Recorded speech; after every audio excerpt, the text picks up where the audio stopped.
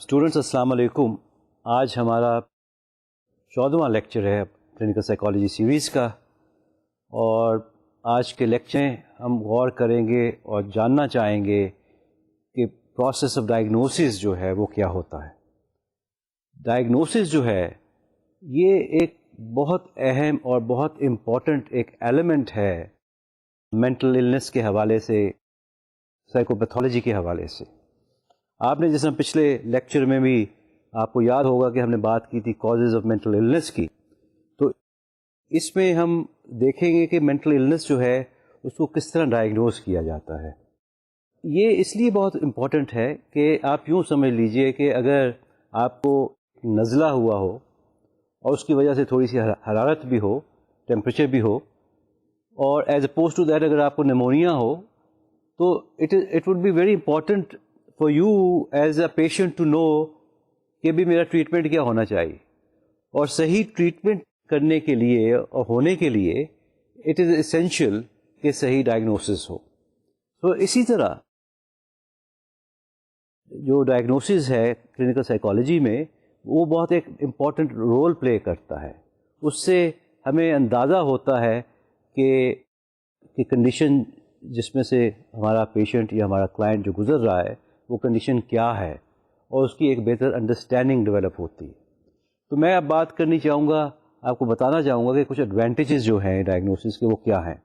4 main advantages جو ہیں ان پہ میں بات کرنے چاہوں گا. پہلے سب سے پہلا جو ایڈوانٹیج ہے ڈائگنوسس کرنے کا وہ بیسیکلی کمیونیکیشن کا ہے.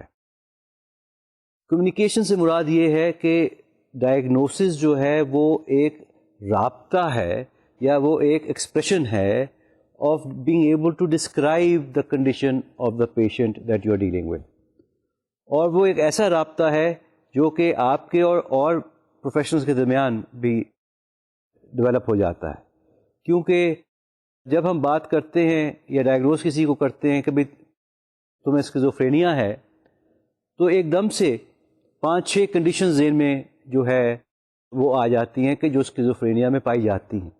پہلی چیز یہ کہ اسکیزوفرینک جو ہوتا ہے اس کو بیماری جو ہے وہ 6 مہینے سے زیادہ عرصے سے چلی آ رہی ہوتی ہے. دوسری چیز یہ کہ اس کی جو فنکشننگ ہے وہ افیکٹ مثلاً ہو رہی ہوتی ہے. تو یہ تیسری چیز یہ ہو سکتی ہے کہ جی اسے ہیلوسینیشنز یا ڈیلوژنز ہوتے ہو، اس کی تھاٹ جو ہے وہ بیزار ہوتی ہو. تو ایک دم سے جب میرے پاس کوئی کلائنٹ یا پیشنٹ آتا ہے جس کو ڈائگنوز کیا گیا ہوتا ہے آلریڈی، لیٹس سے کسی سائیکیٹرسٹ نے ڈائگنوز کیا ہوا ہے کہ اس کو اسکیزوفرینیا ہے، تو ایک دم سے ایک تصویر بن کے میرے ذہن میں اس کی آ جاتی ہے کہ اس کا مطلب ہے کہ یہ 4-5 جو ایلیمنٹس ہیں اس کی زندگی میں ضرور موجود ہوں گے کہ اس کو اسکیزوفرینیا کا ڈائگنوسس دیا گیا. یہ ایک قسم کا آپ سمجھ لیں کہ ایک وربل شارٹ ہینڈ ہے کہ یہ ہمارا ایک طریقہ ہے کنوے کرنے کا پیشنٹ کو بھی اور باقی کیئر گیورز کو بھی جو اس کے ساتھ انوالو ہوں کہ اس کی کنڈیشن جو ہے وہ کیا ہے اور کس قسم کا اس کو جو ٹریٹمنٹ ہے وہ اس کے لیے فائدہ مند ہوگا.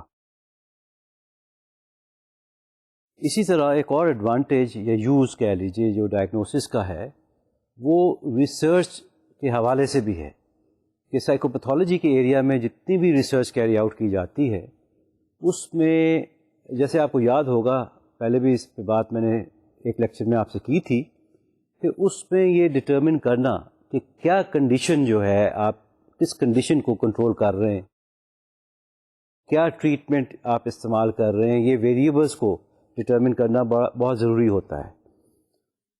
From that point of view, it is important for us to be very clear in terms of the diagnosis تاکہ ریسرچ میں یہ چیز کلیئرلی دیکھی جا سکے کہ آیا ٹریٹمنٹ کی وجہ سے جو ڈائگنوسس تھا یا جو سمٹمس تھے یا وہ جس طرح اپنے آپ کو مینیفیسٹ کر رہے تھے، آیا ان میں کوئی پازیٹیو چینج آئی یا نہیں آئی.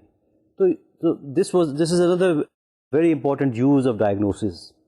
اسی طرح ایک جو تیسرا ایلیمنٹ بڑا امپورٹنٹ ہے، جو ایڈوانٹیج آپ کہہ لیجیے ڈائگنوسس کا ہے، وہ کاز بیماری کی ایٹیولوجی کو یا کاز کو سمجھنے میں بھی ہے کہ بیماری جو ہے مینٹل النس جو ہے یا سائیکولوجیکل پرابلمس جو ہیں یا سائیکوپیتھولوجی جو ہوتی ہے وہ کیونکہ کسی ایک کلیئر کٹ شکل میں نہیں آتی، واضح نہیں ہوتی، وہ اس کا اچھا خاصا ایک قسم کا پھیلاؤ ہوتا ہے.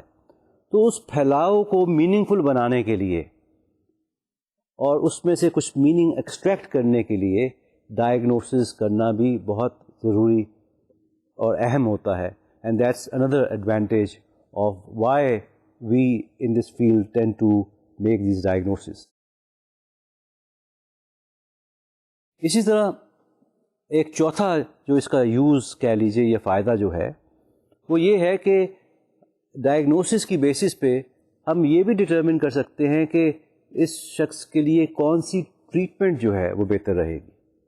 لیٹس سے کہ اگر ایک شخص ہمارے پاس آتا ہے جس کو بائی پولر ڈپریشن ہوتا ہے یا جس کو ہم کئی دفعہ مینک ڈپریسو ایلنس کہتے ہیں، تو ظاہر ہے کہ مینک ڈپریسو ایلنس کی کنڈیشن میں جب کوئی آئے گا تو وہاں پہ ٹریٹمنٹ آف چوائس جو ہے وہ رائٹ اوے میڈیسن بھی ہوگی، اور میڈیسن کے ساتھ ساتھ وہ سپورٹو سائیکو تھراپی ہوگی. اب وہاں پہ آپ اس شخص کے ساتھ جو ہے سائیکو انالیسز یا سائیکو ڈائنامک تھراپی شروع نہیں کریں گے. تو ان دیٹ وے یہ really it helps us to determine کہ ڈائگنوسس جو ہے اس سے ہمیں مدد ملتی ہے یہ ڈٹرمن کرنے کے لیے کہ کس قسم کا ٹریٹمنٹ جو ہے وہ پیشنٹ کی بہتری میں ثابت ہوگا. سو بریفلی آپ ذہن میں یہ رکھیں کہ یہ 4 امپورٹنٹ ایلیمنٹس ہیں جس وجہ سے ہم ڈائگنوسس کرتے ہیں. اس میں جو پہلا ایلیمنٹ ہے وہ کمیونیکیشن کا ہے کہ یہ it is a way of communicating to the patient کہ what is the nature of the problem. It is also a way of communicating to other professionals who are involved with the patient کہ بھئی what is the nature of the problem, and it is also a way of determining کہ بہتر سے بہتر علاج جو ہے وہ کس شکل میں کیا جا سکتا ہے پیشنٹ کے لیے. اب میں بات کرنی چاہوں گا تھوڑی سی ارلی کلاسیفیکیشن کی. کلاسیفیکیشن جو ہے بیماری کی، مینٹل النس کی، وہ تو آپ کو یاد ہوگا ہمارے پرانے لیکچر سے بھی یہ چیز ریلیٹڈ ہے کہ وہ تو بہت عرصہ پہلے سے چلی آ رہی ہے، کئی سینچری سے چلی آ رہی ہے. لیکن آف کورس جو اس زمانے میں کرائیٹیریا ہوتا تھا ڈائگنوسس کا یا بیماری کا وہ بہت جنرلائز قسم کا کرائیٹیریا تھا. یہ اوور دا ایئرز آہستہ آہستہ ڈیولپ ہوتا چلا گیا، اور اٹ واز ان 1952 کہ ڈی ایس ایم کا کرائیٹیریا جو ہے وہ ڈیولپ ہوا، وہ بنایا گیا. اس کے بعد جو ڈی ایس ایم کا کرائیٹیریا تھا یہ 1952 میں بنا. اس کے بعد پھر اس کی کئی ریویژنز ہوئیں. ایک ریویژن 1968 میں ہوئی، ایک 1980 میں ہوئی، ایک 1987 میں ہوئی، اور اس کے بعد پھر یہ جو ریویژنز تھیں اس سے ڈی ایس ایم 2 اور 3 کا کرائیٹیریا بنے. پھر 1994 ڈی ایس ایم 4 کا کرائیٹیریا تھا، یہ سامنے آ گیا.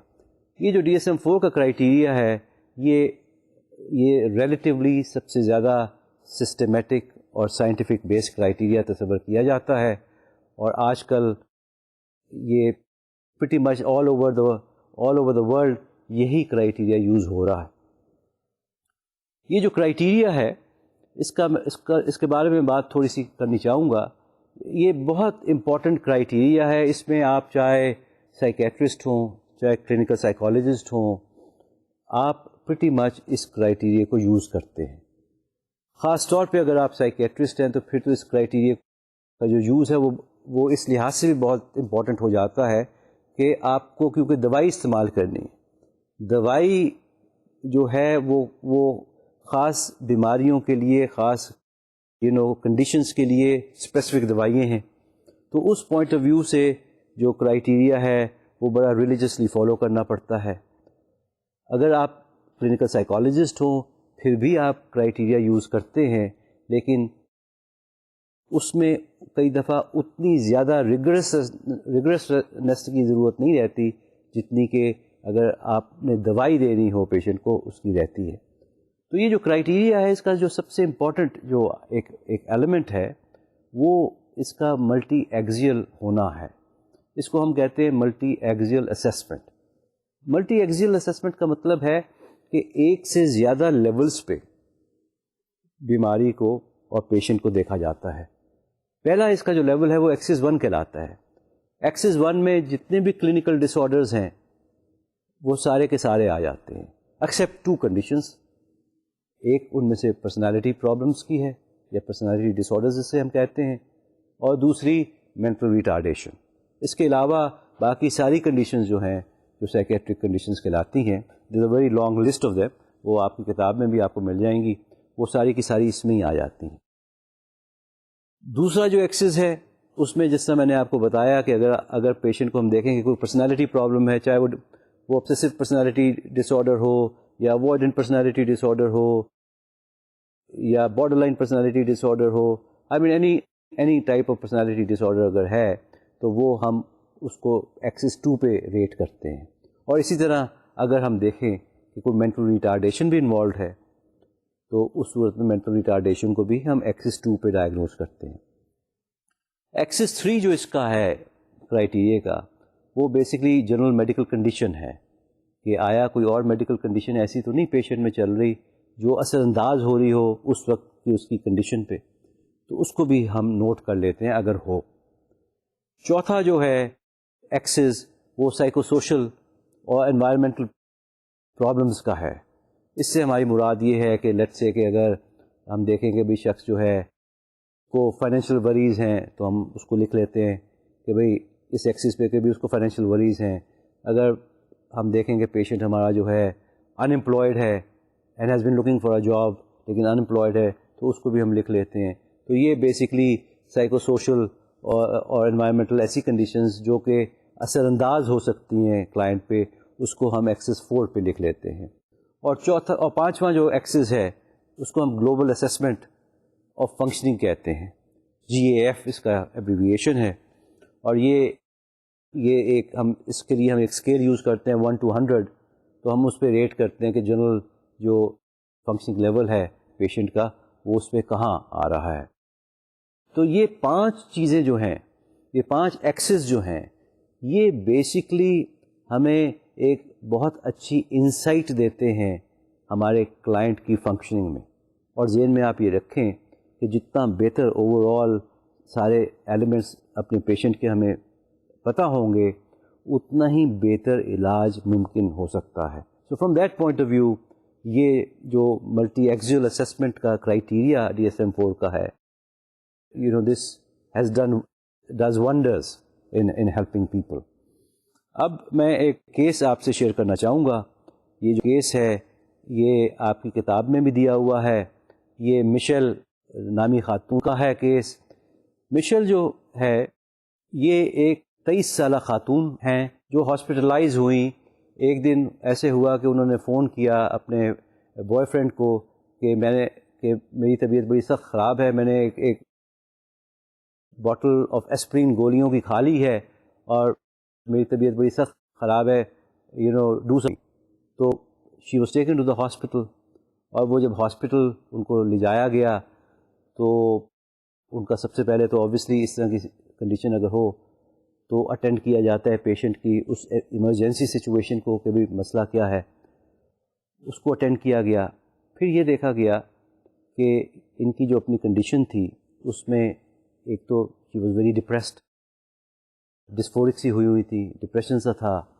اس کے علاوہ ان کی جو بھوک تھی وہ بھی بہت کم ہو چکی تھی, اور اس کے علاوہ جب ان کی ہسٹری لی گئی تو پتہ یہ چلا کہ یہ ان کی 6ٹھی اٹیمپٹ تھی سوئسائڈ. تو پہلے جو 5 اٹیمپٹس انہوں نے کی اس میں کبھی ہاسپٹلائزیشن کی ضرورت نہیں پڑی تھی, لیکن یہ 6ٹھی اٹیمپٹ تھی, اس پہ ہاسپٹلائزیشن بھی ان کی ہوئی.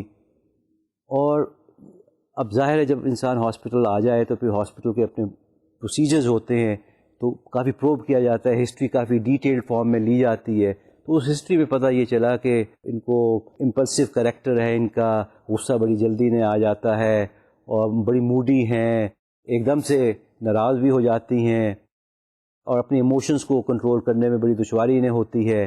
اس کے علاوہ پھر جب اور پروب کیا گیا تو یہ بھی پتہ چلا کہ یہ مختلف قسم کی ادویات جن کو ہم سبسٹنس آف ابیوز کہتے ہیں، جس طرح کینابس ہے یا اور چیزیں ہیں، یہ وہ بھی کبھی کبھی استعمال کرتی رہی ہیں اور انہیں ایٹنگ کی بھی پرابلم ہے. اور پھر جب ان کی ریلیشن شپس کو پروو کیا گیا تو پتہ یہ چلا کہ ان کی جو ریلیشن شپ چاہے وہ اپنے والدین کے ساتھ ہوں یا بہن بھائیوں کے ساتھ تھے یا اوروں کے ساتھ تھے، ان میں شی واز ویری کرٹیکل، اور ان میں دوسروں کو بہت زیادہ تنقید دوسروں کی کرتی تھی، اور and she had a tendency of putting them down, looking at them as انفیریئرز.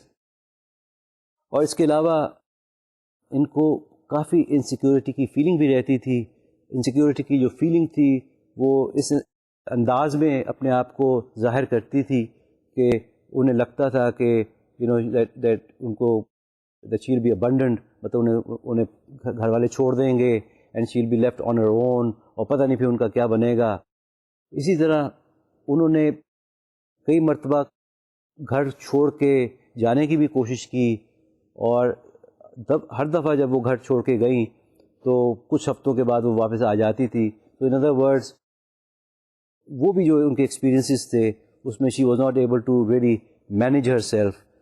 تو اس طرح کی کیفیت، ٹوٹل کیفیت، اور پھر ڈپریشن، اور پھر یہ چھٹی سوئسائڈ کی اٹیمپٹ، اس کے ساتھ یہ کیس آیا.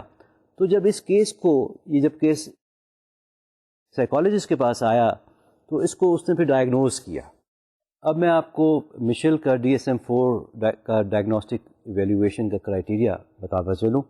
ایکسس 1 پہ اس کا جو پہلا ڈائگنوسس کیا گیا وہ ڈستھیمک ڈس آرڈر ارلی آنسیٹ تھا. دوسرا اسی ایکسس پہ جو ڈائگنوسس تھا وہ الکوہول ابیوز کا تھا. تیسرا کینابس ابیوز کا تھا. چوتھا کوکین ابیوز کا تھا. پانچواں جو تھا وہ ہیلوسیجن ابیوز کا تھا. ایکسس 2 پہ اس کا جو ڈائگنوسس کیا گیا وہ بارڈر لائن پرسنالٹی ڈس آرڈر کا تھا. یہ بیسکلی اس کا پرنسپل ڈائگنوسس تھا. ایکسس 3 پہ there was no diagnosis made, کیونکہ جنرل میڈیکل کنڈیشن اس کی کوئی ایسی نہیں تھی.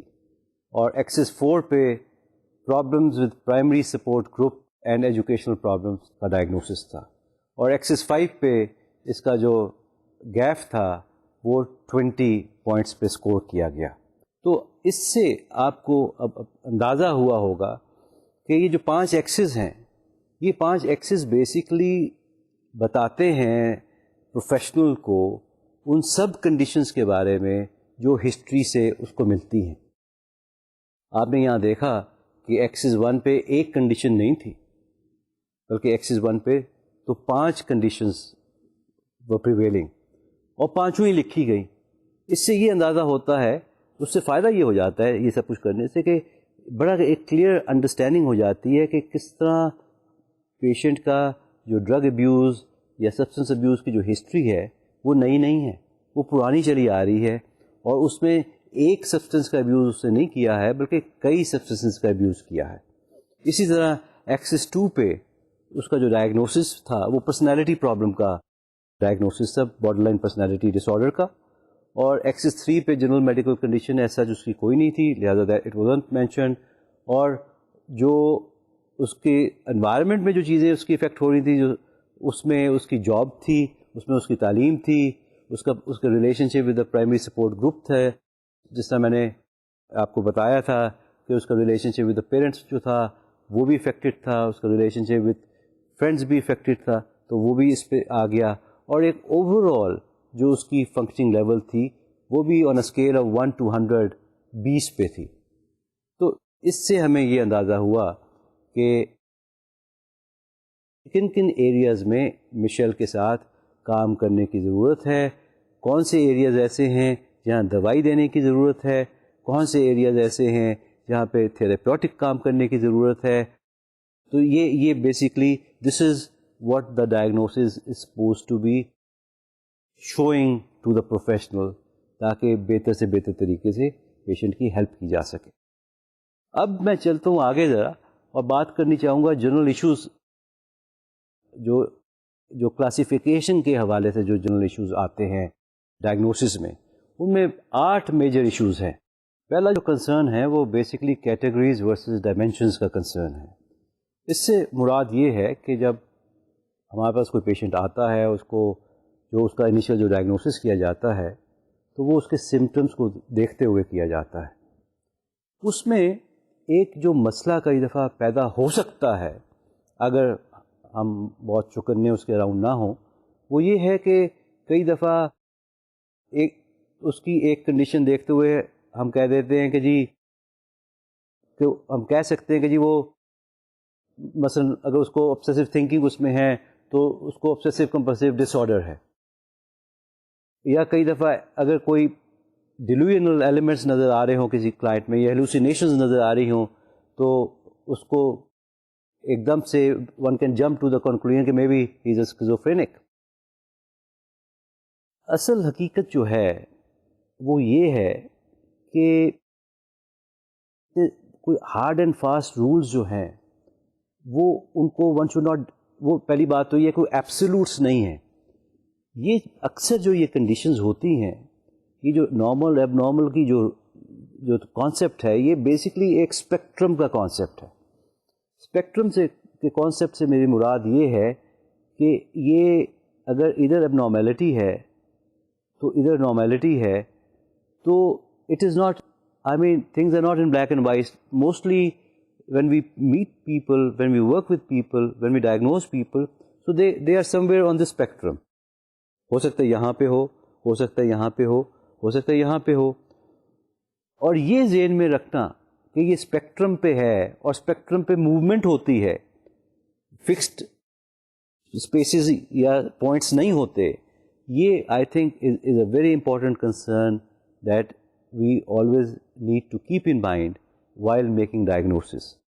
تو یہ ایک آئی تھنک خاص طور پہ وہ ڈاکٹرز یا وہ لوگ جو نئے فیلڈ میں جاتے ہیں، وہ کئی دفعہ اس چیز پہ بڑی جلدی ایک قسم کا اس چیز پہ پہنچ جاتے ہیں کہ ایک ایسی کانکریٹ کیٹیگری دینے کی کوشش کرتے ہیں، یا ایک دم تھوڑے سے سمٹمز دیکھ کے دے وانٹ ٹو جمپ دا گن والی بات، کہ تھوڑا سا دیکھ کے ایک دم کر دینا. یہ میں اس لیے یہ چیز خاص طور پہ آپ کو کہہ بھی رہا ہوں کیونکہ انفارچونیٹلی یہ جو کنڈیشنز ہیں اس میں کم از کم 40 سے 50 منٹ کا سیشن جو ہوتا ہے وہ ریکوائرڈ ہوتا ہے، if not a 60 minute session.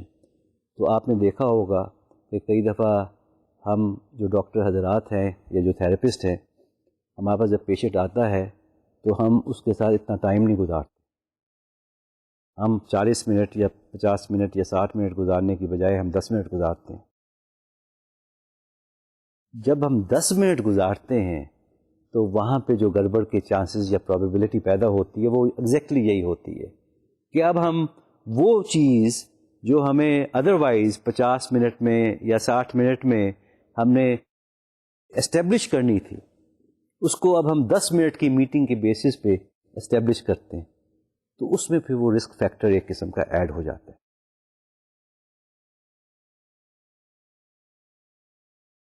Diagnosis جو ہے، دوسری ایک اور جو ایشو ہے وہ ہے بیسس آف کیٹیگرائزیشن کا. اس کی ڈائگنوسس کے ملٹیپل بیسز آف کیٹیگرائزیشن ہیں. اکثر جو ڈائگنوسس ہے وہ کیٹیگرائز، اس کو we make that on the basis of the initial history taking session.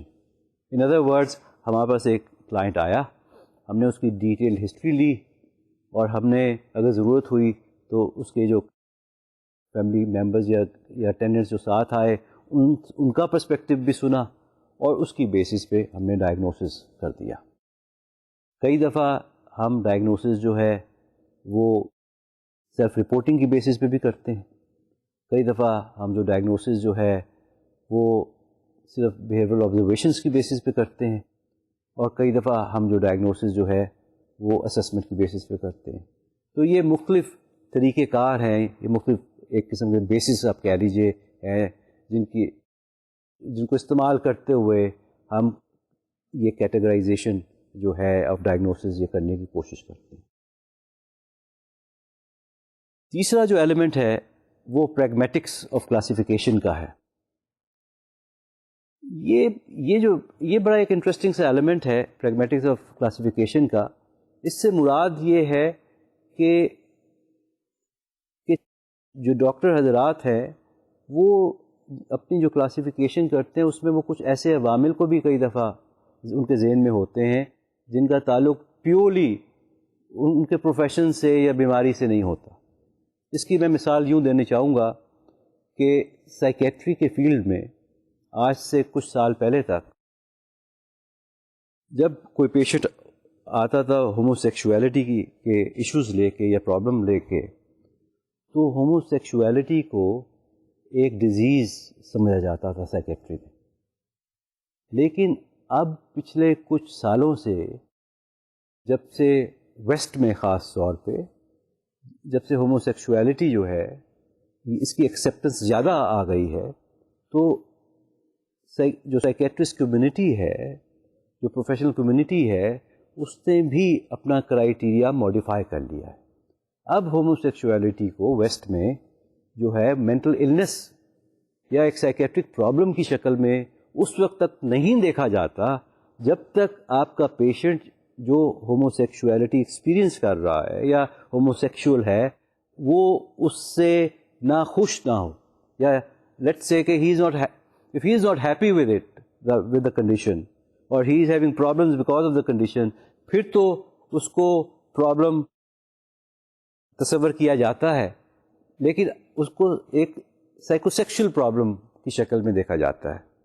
اس کو ایک psychiatric problem of the sort کہ ایک سائیکیٹرک النس کی فارم میں نہیں دیکھا جاتا. تو یہ ایک ایسی آپ کہہ لیجئے کہ حالات کی مجبوری کی وجہ سے آپ کہہ لیں, پریگمیٹکس آف کلاسیفیکیشن کا مطلب ہے کہ کچھ حالات جو ہیں وہ بھی ڈٹرمن کر رہے ہوتے ہیں کہ ڈائگنوسس کس قسم کا ہوگا. After all let's not forget کہ یہ جتنے بھی یہ جو DSM-4 ہے اور یہ جو کرائیٹیریاز بنتے ہیں یہ لوگ ہی بنا رہے ہیں نا, انسان ہی بنا رہے ہیں, یہ سائیکیٹرسٹ ہی بنا رہے ہیں, یہ ڈاکٹرز ہی بنا رہے ہیں, یہ سائیکالوجسٹ ہی بنا رہے ہیں. تو یہ سب بھی are people and they in that way do get affected by whatever is happening around them. اسی طرح جو چوتھا کنسرن جو کئی دفعہ آتا ہے وہ ڈسکرپشن کا کنسرن آتا ہے کہ یہ جو ڈائگنوسٹک کرائیٹیریا ہے یہ آپ نے دیکھا ہی ہوگا جب میں نے وہ 5 ایکسس کی بات کی تھی کہ اچھا خاصا ڈیٹیل ڈسکرپشن پیشنٹ کی دینے کی کوشش کرتا ہے, اور اس کے علاوہ بھی یہ ایڈیشنل انفارمیشن دیتا ہے کہ مثلا یہ بھی بتاتا ہے کہ جی کس ایج پہ ایک بیماری کا آغاز ہوا, آیا پرسنالٹی کی جو پرابلمس تھی, پرسنالٹی ڈس آرڈر تو 18 سال کے بعد ڈائگنوز ہوتا ہے, لیکن پرسنالٹی پرابلمس ہو سکتے ہیں 11 سال کی عمر سے مشل کی شروع ہو گئی ہوں. اسی طرح اس سے یہ بھی اندازہ ہوتا ہے کہ جو بیماری کا کورس تھا, یا جس طرح وہاں پہ ہم جب مشیل کی بات کر رہے تھے تو جو ڈرگ پرابلمس کی ہم نے ہسٹری دیکھی تو اس میں وہ 5 ڈفرینٹ سبسٹنس آف ابیوز کا استعمال بھی دیکھا ہم نے. تو کورس جو تھا اس کا ابیوز کا وہ ہو سکتا ہے کہ وہ پچھلے 10 سال سے وہ چیز ابیوز ہو رہی ہو, اس سے بھی زیادہ سے ہو رہی ہو, تو یہ بھی اس سے ڈسکرپشن میں ہی ہمیں ملتا ہے.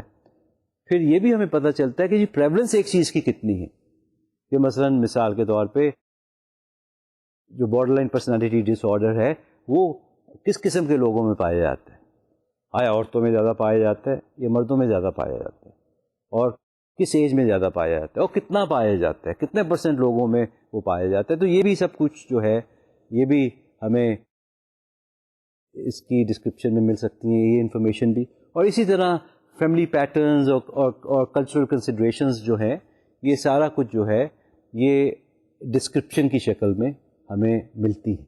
اب میں اگلے فیکٹر کی بات کروں گا, 5واں جو ایشو ہے, جو کنسرن ہے, وہ ڈائگنوسس کے حوالے سے ریلائبلٹی کا ہے. ریلائبلٹی جیسے آپ کو پتہ ہے کہ وہ چاہے ایک ٹیسٹ انسٹرومنٹ کی ہو, وہ چاہے ایک ٹریٹمنٹ کی ہو, وہ چاہے ڈائگنوسس کی ہو, دیٹ از دا کی فیکٹر, کیونکہ ریلائبلٹی ہی ہے جو ڈٹرمن کرتی ہے کہ چیز اگر بار بار بھی استعمال کی جائے یا اس کا اسسمنٹ بار بار بھی کی جائے تو اس کے ریزلٹس وہی آنے چاہیے. تو ریلائبلٹی جو ہے from the diagnosis point of view plays a very important part. وہ اس لیے کہ لیٹس سے کہ اگر ایک شخص آپ کے پاس آتا ہے اور وہ میجر ڈپریسو النس لے کے آپ کے پاس آتا ہے, تو آپ ڈائگنوسس میجر ڈپریسو النس کا کرتے ہیں، اور اس کے بعد وہ شخص جو ہے وہ کسی وجہ سے اس کے فیملی والے سوچتے ہیں کہ بھئی کہیں اور سے بھی اوپینین لے لیا جائے، اور وہ کہیں اور بھی جاتا ہے، تو وہ جب کسی اور کلینکل سائیکالوجسٹ کے پاس جائے اور وہ بھی جب اس کو ڈائگنوز کرے تو اس کا بھی ڈائگنوسس وہی ہونا چاہیے جو آپ کا تھا. اگر تو آپ کا اور دوسرے شخص کا ڈائگنوسس ایک ہی ہوتا ہے تو اس کا مطلب یہ ہے کہ یہ جو ڈائگنوسٹک کرائیٹیریا جس کی میں نے پہلے بات کی تھی، یہ جو 5 ایکسس پہ جو ملٹی ایکزیل اسیسمنٹ کی بات میں نے کی تھی، اس کا مطلب ہے کہ ہم دونوں نے اسی طریقے سے اس کرائیٹیریا کو یوز کیا اور 5 ایکسس پہ اس کے سارے کنڈیشن کو ہم نے اینالائز کیا. اگر ہم یہ نہیں کرتے تو پھر بڑی گڑبڑ ہو سکتی ہے، کیونکہ ڈائگنوسس بدلنے کے ساتھ ساتھ اگر ڈائگنوسس چینج ہو جاتا ہے تو ٹریٹمنٹ پلان چینج ہو جاتی ہے. تو اس چیز سے بچنا بہت ضروری ہے. مختلف سائیکالوجسٹ نے اس پہ اچھا خاصا کام ریسرچ کا بھی کیا ہوا ہے. میل نے فار انسٹنس کام کیا تھا کہ اس نے دو سائیکیٹرسٹ سے مل کے کوئی 150 سے زیادہ سائیکیٹرک پیشنٹس کے اسسمنٹس کی. اس کی بیسس پہ ان دونوں سائیکیٹرسٹ نے یہ ڈٹرمن کرنا چاہا کہ یہ ان 153 سائیکیٹرک پیشنٹس جو تھے ان کا ڈائگنوسس کیا. انٹرسٹنگلی ان 2 سائیکیٹرسٹ کے جو ڈائگنوسس تھا وہ 54% واز دا سیم اور باقی 46% was different. But we should not feel disappointed by that کہ جی یہ 46% ڈفرینٹ کیوں آیا، کیونکہ اس میں کئی دفعہ مسئلہ جو ہے وہ ڈائگنوسٹک کرائیٹیریا کا نہیں ہوتا، بلکہ مسئلہ وہ ہوتا ہے جس کی میں نے پہلے نشاندہی کی کہ کئی دفعہ ہم اتنا ٹائم نہیں دے رہے ہوتے ڈائگنوسس کرنے کے لیے، یا ہم اتنی توجہ سے بات اگلے کی نہیں سن رہے ہوتے جتنی ضرورت ہوتی ہے. میں نے تو بلکہ یہ بھی دیکھا ہے کہ کئی دفعہ آپ کی ایز اے پروفیشنل آپ کی اپنی ذات، آپ کی اپنی پرسنالٹی جو ہے وہ بھی بڑا امپورٹنٹ رول پلے کرتی ہے. کہ کئی ڈاکٹرز ایسے ہیں یا کئی پروفیشنلز ایسے ہوتے ہیں کہ جن کے پاس جب پیشنٹ آتا ہے تو وہ کھل کے اپنی ہسٹری بیان کرتا ہے، اور ظاہر ہے جب وہ کھل کے بیان کرتا ہے تو زیادہ چیزیں پتہ چلتی ہیں. اور کئی ہمارے کالیگز ایسے بھی ہیں جہاں پہ ان کی پرسنالٹیز کی وجہ سے کئی دفعہ جو پیشنٹ ہیں وہ اتنے کئی دفعہ کمفرٹیبل فیل نہیں کرتے، اور اس وجہ سے وہ اتنا کچھ نہیں بتاتے جتنا میں بھی انہوں نے کسی اور کو پہلے بتایا ہوتا ہے. تو جب انفارمیشن شیئرنگ جو ہے اگر وہ اس میں فرق پڑ جائے، جس طرح اس سچویشن میں آبویسلی پڑے گا، تو پھر اس سے بھی ڈائگنوسس جو ہے اس میں گڑبڑ ہو سکتی ہے.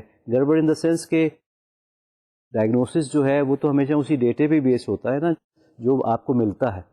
تو اگر آپ کو انکمپلیٹ ڈیٹا ملے گا تو وہ اس سے جو ڈائگنوسس آپ کریں گے وہ بھی کسی حد تک انکمپلیٹ ہی رہے گا اور اتنا ریلائبل نہیں ہوگا. اسی طرح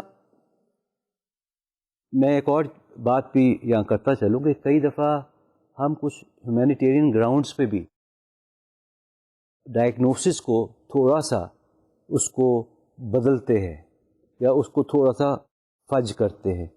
یہ چیز میں بتانی ضروری ہے. وہ اس لیے کہ فار انسٹنس کچھ ہاسپٹلز ایسے ہوتے ہیں، مجھے یاد ہے کہ جب میں امریکہ میں ہوتا تھا تو اس زمانے میں ہمیں کہا یہ جاتا تھا کہ جی آپ انگزائٹی نیوروسس کا ڈائگنوسس زیادہ کر دیا کریں، کیونکہ انگزائٹی نیوروسس ایک ایسی کنڈیشن ہے کہ جو اتنی سیریس کنڈیشن کنسیڈر نہیں کی جاتی، اور اس میں کوئی بھی چیز جو ہے وہ پیشنٹ کے اگینسٹ نہیں جائے گی، particularly at place of work. تو وہ ہیومینیٹیرین گراؤنڈس پہ اگر کئی دفعہ ہم تھوڑا سا اس طرح کی چیز کر دیا کرتے تھے کہ انگزائٹی نیوروسس کا ڈائگنوسس کر دیتے تھے. بٹ ذہن میں یہ رکھیں کہ یہ جو ڈائگنوسس کیا جاتا تھا یہ بیسکلی وہ انشورنس کے اس پیشنٹ کے انشورنس کے یا وہ دفتری کارروائی کے کاغذات پہ کیا جاتا تھا. یہ جو اصلی کام جو ہو رہا ہوتا تھا، تھیراپیوٹک ورک، یا جو پیشنٹ کی فائل موجود ہوتی تھی، اس پہ اس کا صحیح ڈائگنوسس ہوتا تھا. لیٹس سے کہ اگر اس کا جو ڈائگنوسس تھا وہ پرسنالٹی ڈس آرڈر کا تھا تو پرسنالٹی ڈس آرڈر ہی ہوتا تھا. لیکن کئی دفعہ تھوڑا سا اس طرح کا ہیومینیٹیرین گراؤنڈز پہ بھی چیز کی جاتی ہے. اسی طرح ہمارے پاکستان میں تو اتنا یہ نہیں ہوتا، لیکن باہر جہاں پہ بہت زیادہ ڈپینڈنسی ہے باقی سسٹمز پہ، جو کمپنیز پہ یا انشورنس کمپنی پہ، جو آپ کا سارا علاج جو ہے وہ they are paying for it, وہاں پہ کئی دفعہ یہ بھی ہو جاتا ہے، جس طرح میں نے پہلے بھی ذکر ایک دفعہ کیا تھا پی پی اوز کے حوالے سے، کہ کچھ پلانز ایسی ہوتی ہیں، insurance plans, medical insurance plans ایسی ہوتی ہیں جہاں پہ اگر آپ ڈائگنوسس مثلا انگزائٹی نیوروسس کا کرتے ہیں تو آپ کو 10 سیشنز کی اجازت ملتی ہے. لیکن اگر آپ اسی کا ڈائگنوسس کر دیتے ہیں ری ایکٹیو ڈپریشن کا، تو آپ کو 15 سیشنز کی اجازت مل جاتی ہے. تو ان ادر ورڈز ایک کنڈیشن میں 10 سیشنز کی وہ پیمنٹ آپ کو کرنے کے لیے راضی ہوتے ہیں اور دوسری میں 15 کی. اب آپ کو پتہ ہے کہ آپ کا جو پیشنٹ ہے اس کی ضرورت کم از کم 15 سیشنز کی ہے یا اس سے زیادہ سیشنز کی ہے، تو اس صورت میں یہ ایک تھوڑی سی سارٹ آف مینوپولیشن بھی کئی دفعہ وہاں پہ سسٹم جو ہے وہ کروا دیتا ہے. تو اس کا ہرگز یہ مطلب نہیں ہے کہ جو کلینکل سائیکالوجسٹ یا جو سائیکیٹرسٹ ہے وہ نمبر 2 کام کر رہا ہے. یہ بالکل نہیں ہے. یہ بیسکلی ایک چھوٹا سا طریقہ سمجھا جاتا ہے to facilitate the process of treatment. یہ ہمارے ملک میں اب تک یہ پرابلم یہ نہیں آئی، لیکن باہر کے ملکوں میں جہاں پہ میڈیکل کوریج جو ہے اور جہاں پہ میڈیکل ٹریٹمنٹ بہت مہنگا ہے، اور میڈیکل ٹریٹمنٹ سارا کا سارا جو ہے وہ کچھ ایسی آرگنائزیشنز اور کمپنیز کر رہی ہیں جن کا یہ کام ہے کرنا، جن کی یہ بزنس ہے کرنا، وہاں پہ اس طرح کے کئی دفعہ کمپرومائزز جو ہیں وہ ڈاکٹرس کو، سائیکیٹرسٹ کو یا کلینکل سائیکالوجسٹ کو کرنے پڑتے ہیں. یہ اگر سب کچھ چیزیں ذہن میں ہم رکھیں تو ریلائبلٹی جو ہے آپ کے ڈائگنوسس کی وہ ایک بہت ہی امپورٹنٹ فیچر ہے جس پہ we can not compromise. And the only way I think we can guarantee a very reliable diagnosis is کہ اگر ہم پورا ٹائم اپنے پیشنٹ کے انیشیل اسسمنٹ کے لیے دیں. یہ میں بات دوبارہ دہراؤں گا کیونکہ انفارچونیٹلی ہم لوگ یہ بھول جاتے ہیں بڑی جلدی. حالانکہ ہمیں ٹریننگ میں تو بتایا جاتا ہے یہ سب کچھ، لیکن ہم جب پریکٹس میں آتے ہیں اور پیسے کمانے کے چکر میں پڑ جاتے ہیں تو پھر ہماری کوشش ہوتی ہے کہ گھنٹے میں ایک پیشنٹ دیکھنے کی بجائے 3 دیکھ لیے جائیں. تو یہ that I think is a very very important issue جو ہمیں as professionals I think we need to look into that, اور ہمیں پورا ٹائم دینا چاہیے تاکہ ہمارا جو ڈائگنوسس ہے وہ ریلائبل ڈائگنوسس ہو. اسی طرح ایک جو چھٹا ایک ایلیمنٹ ہے، ایک کنسرن جو ہے ڈائگنوسس کے ساتھ، وہ ویلیڈیٹی ہے. ویلیڈیٹی سے مراد یہی ہے کہ جو پروگنوسس کیا جا رہا ہے یا جو ٹریٹمنٹ کیا جا رہا ہے وہ ٹھیک ہے. آیا وہ قسم کی ڈیلیوری جو ہے جو ہم چاہتے ہیں پیشنٹ میں چینج جو آیا از اٹ پاسبل اور not, is it making it possible اور ناٹ. میں خاص طور پہ 5 ایسے ایلیمنٹس کی بات کرنی چاہوں گا جو ضروری ہیں ویلیڈیٹی کو اسٹیبلش کرنے کے لیے. ان میں پہلا جو ہے وہ ہے کلینکل ڈسکرپشن. کلینکل ڈسکرپشن سے مراد ہماری یہ ہے جو ڈیموگرافک فیچرز بھی ہیں پیشنٹ کی کنڈیشن کے وہ بھی مینشن کیے جائیں. دوسرا جو ہے وہ لیبارٹری اسٹڈیز ہے. تیسرا جو ہے وہ delimitation from other disorders ہے. چوتھا جو ہے وہ فالو اپ اسٹڈیز کے حوالے سے ہے. پانچواں جو ہے وہ فیملی اسٹڈیز کے حوالے سے ہے. تو یہ جو 5 جو فیکٹرز ہیں اس کی ویلیڈیٹی کے پروسیس میں دے پلے اے ویری امپورٹنٹ پارٹ. اب میں آتا ہوں 7ویں ایلیمنٹ پہ جو ایک بڑا امپورٹنٹ کنسرن ہے ڈائگنوسس کے حوالے سے.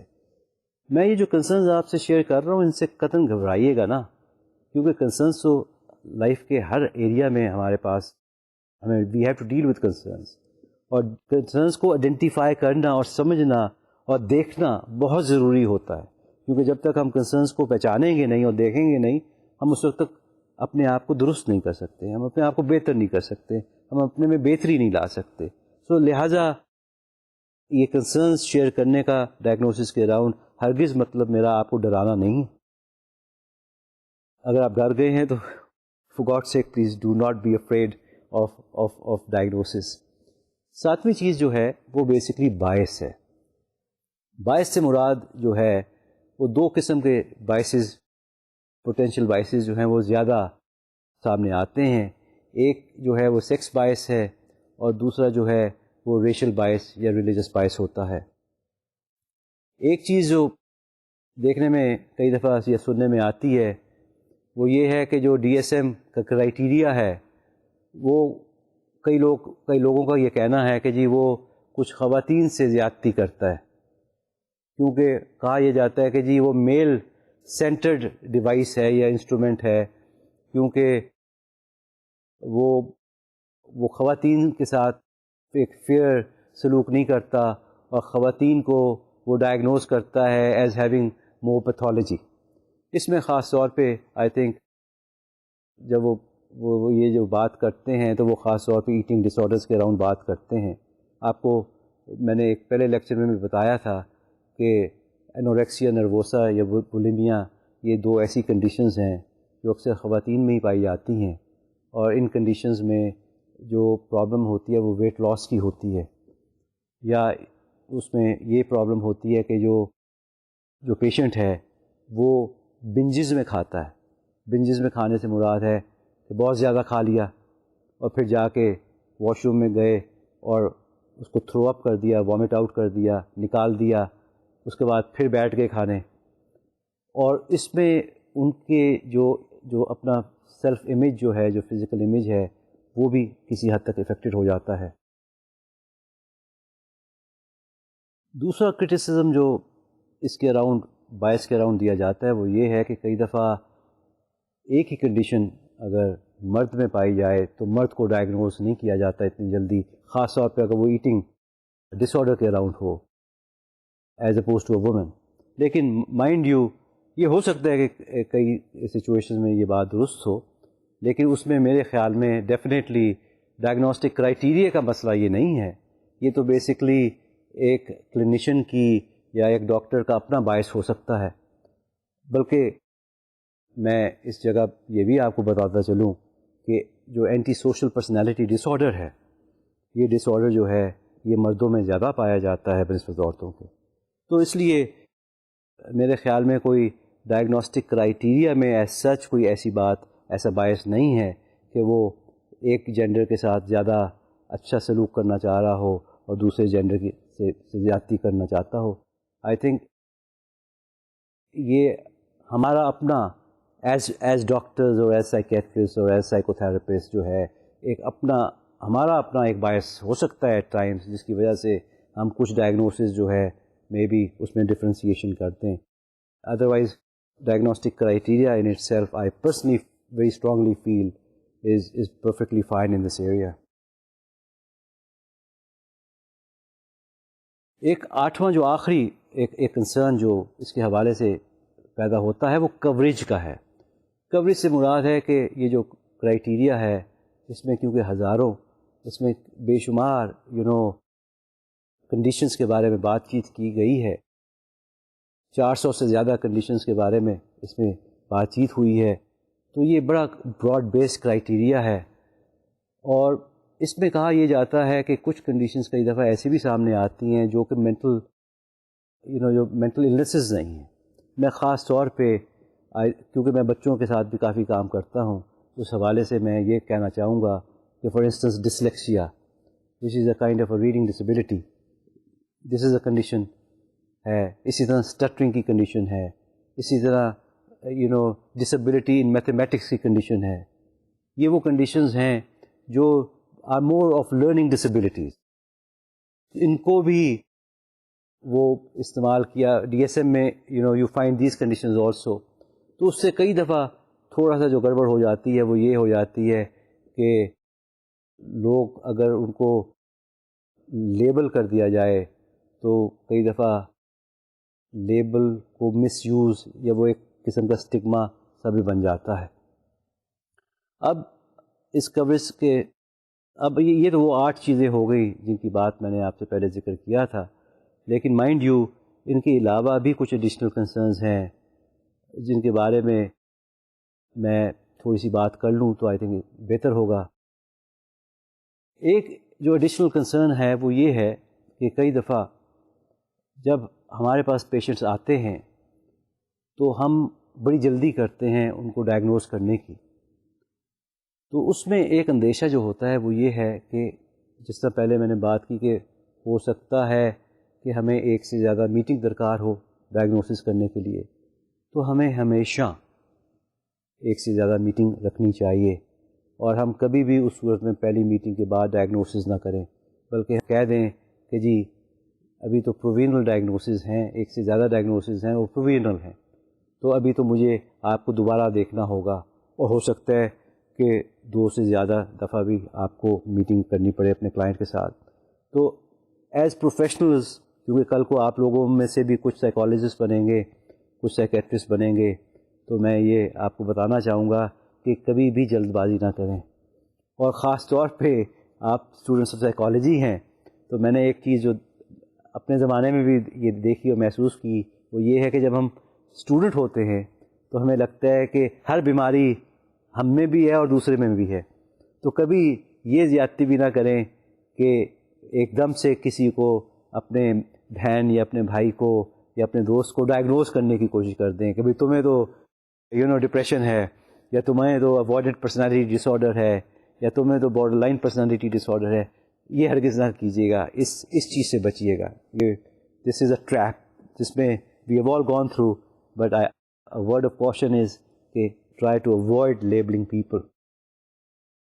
دوسری چیز جو ہے اس ڈائگنوسس کے حوالے سے وہ یہ ہے کہ کئی دفعہ ہم اس جلد بازی میں، خاص طور پہ ہم میں سے وہ لوگ جو نئے پروفیشنز میں آتے ہیں، وہ یہ کرتے ہیں کہ وہ ڈائگنوز کر دیتے ہیں فٹافٹ کنڈیشن کو، اور ان کو ایک تسلی سی ہو جاتی ہے کہ کیونکہ ڈائگنوسس ہو گیا تو لہٰذا آدھے سے زیادہ علاج بھی ہو گیا.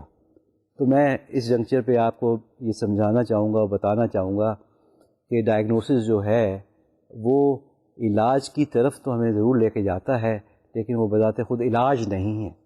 تو لہٰذا یہ ایک تھوڑا سا ایک ایشو ہے جو اکثر اوقات ہمیں کئی دفعہ اپنی زندگی میں فیس کرنا پڑتا ہے. اسی طرح یہ بھی ضروری ہے کہ ہم بہت جلدی لیبلنگ لوگوں کی نہ کریں. یہ اس لیے ضروری ہے کہ میں نے اپنی پریکٹس میں اس چیز کو خاص طور پہ بہت دیکھا ہے کہ ہمارے یہاں پہ کیونکہ میڈیکل ماڈل جو ہے وہ بہت پریولنٹ ہے، تو ہماری جو سائیکی ہے اس میں somehow ہمارے لیے یہ بہت آسان ہے لوگوں کو لیبل کرنا کہ اس کو تو یہ بیماری ہے، اس کا تو یہ مسئلہ ہے.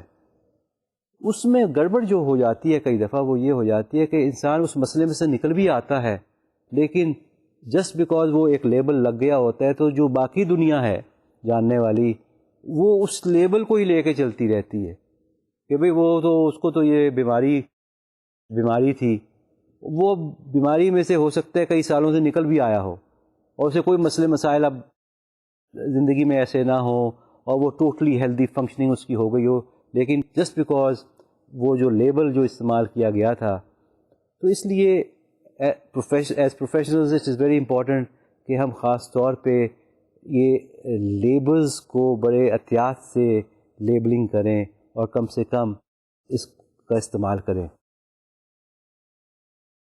اس کے علاوہ میں یہ بھی کہتا چلوں کہ پچھلے 10-12 سال میں کچھ اور ایسے پرسنالٹی کے ڈائگنوسس کرنے کے کرائیٹیریاز بھی سامنے آئے ہیں جن میں نیوروٹیسزم، ایکسٹراورژن، اوپننیس ٹو ایکسپیرئنس، ایگریبلنس اور کانشینٹسنس جیسے فیکٹرز کو انہوں نے تصور کرنا شروع کیا. بٹ مائنڈ یو یہ جو 5 فیکٹرز پرسنالٹی کے جو سامنے آئے، یہ ایکسس 2 اگر آپ کو یاد ہو، جو میں نے ملٹی ایکسیل پوری اسیسمنٹ کا کرائٹیریا بتایا تھا، تو اس کا جو ایکسس 2 تھا اس کی انڈرسٹینڈنگ میں تو یہ ڈیفینیٹلی یہ چیزیں جو ہیں یہ پازیٹیولی ہیلپ فل ثابت ہوتی ہیں. لیکن ایکسس 1 اور ایکسس 3 اور ایکسس 4 اور ایکسس 5 کا جو کرائٹیریا ہے اس میں دے ریئلی کی not be used and they are not helpful. تو اس سے ان سب چیزوں سے ہمارے سامنے جو چیز آئی وہ یہ آئی، آپ کو اس کی اہمیت بھی اب ہو گئی ہوگی کہ ڈائگنوسس جو ہے یہ کتنی امپورٹنٹ چیز ہے، کیونکہ یہ ایک قسم کا فریم ورک ہے. اس فریم ورک کے اندر رہتے ہوئے ہمیں لوگوں کی ہیلپ کرنی ہوتی ہے، اور اس فریم ورک کو جتنا زیادہ بہتر طریقے سے ہم ڈیولپ کریں گے یا ایوالو کریں گے، اتنا ہی بہتر طریقے سے آگے ٹریٹمنٹ ممکن ہوگا، اتنا ہی بہتر طریقے سے آگے اس کے بعد جو ریہیبلیٹیٹیو پروسیس ہے اس کو چلایا جا سکتا ہے، اور اتنا ہی بہتر طریقے سے اس کنڈیشن کی پریونشن ممکن ہو سکتی ہے. تو اس کے ساتھ میں آج کا یہ لیکچر جو ہے اس کو ختم کرتا ہوں. مجھے امید ہے کہ آپ کو یہ انٹرسٹنگ لگا ہوگا اور سمجھ آئی ہوگی، اور اگر کچھ ایریاز میں سمجھ نہ آئی ہو تو پلیز اپنی کتابوں کو پڑھنا شروع کر دیں. Thank you very much. خدا حافظ.